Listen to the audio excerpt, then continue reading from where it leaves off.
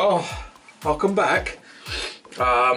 Today we are going to do a recap on the last bitter that we brewed and also put it up against the first one because I've still got some left in the keg, which is unprecedented. So let's get the beers.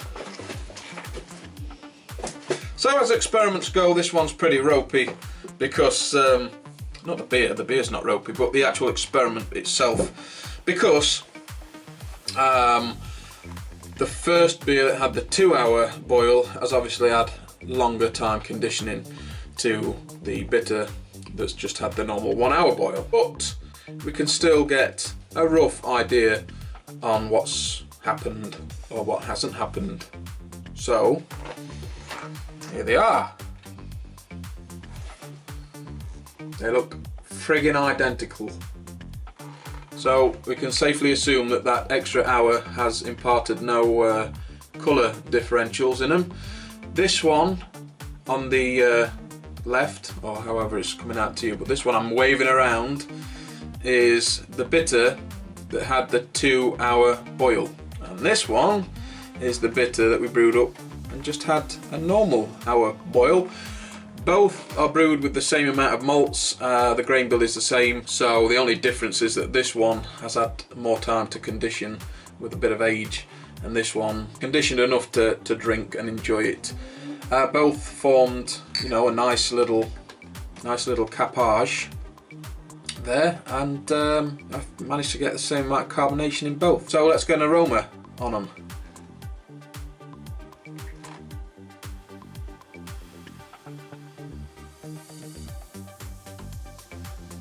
There is pretty much no difference in the aroma. I think this one that's had the least amount of conditioning has a touch more toffee, which is strange. But anyway, the aromas are pretty much the same, colour's the same. I was going for a taste. Friggin' right.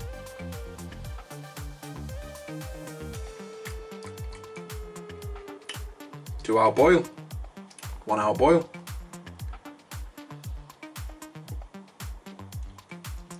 There's no difference in flavour. Flavours on both are quite quaffable, really enjoyable.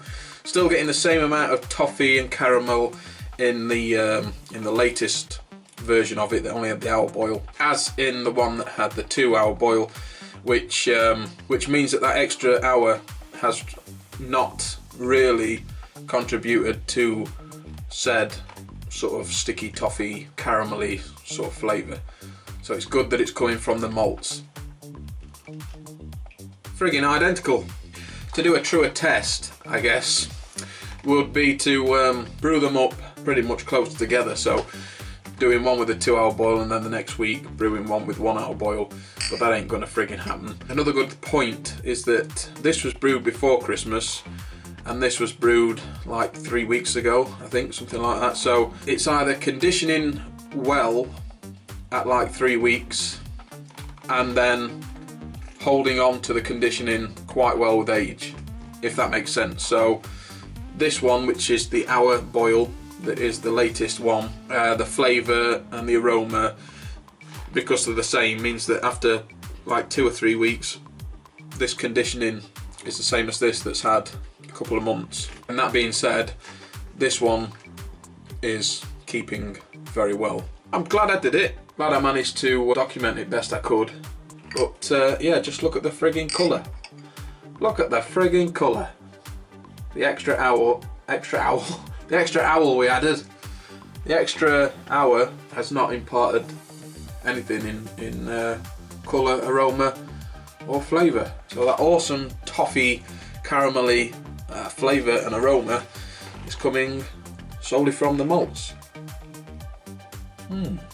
Alright, coming up, this weekend coming up, I was going to brew, and it was going to be the start of the salt additions for my brewing, and I was going to do a nice hoppy IPA, and then I realised I'm actually on call all of next week in through the weekend. So I'm not going to brew, because if I do get called out, I'll just have to go, and I can't do that when I'm brewing. But what I can do is start to mess about with the control panel and figure out where I'm going to put the switches for these pumps, because I've got the pumpy there, I'm going to have another pumpy somewhere down there, and so I'm going to hardwire them into the buzz bar, and then have two switches for pump 1, pump 2, like we had for the washing machine pumps.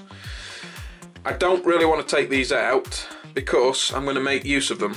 I'm going to probably use them for some more lighting, because when it gets dark in here, the only light is this one above me, and when I'm filming in the evening time when it's dark, I can see a difference in the quality of the video. So extra light is going to be a bonus. So I'm going to probably put some more LED lights around the window, and I might put some somewhere else just to help with the friggin' lighting situation. But this will control then the LEDs, so I don't really want to take them out, and I've got that transformer in there which I want to use now. I've got it, so I'm going to have to do a bit of jiggling about and find somewhere where I can put them. Might need an extra bit of board down here with the switches on, I don't know, but that's coming up. We'll figure something out for next Saturday, and of course I'm going to bring you along for the ride. But that's it, fellas. So as always, guys, don't forget to thumb this video because you know what I do. Don't forget to subscribe, click the red button down here that says subscribe, click it and you won't miss out what's coming up next. Share the video, get it out there for all to see. And until next time, I'm out of here.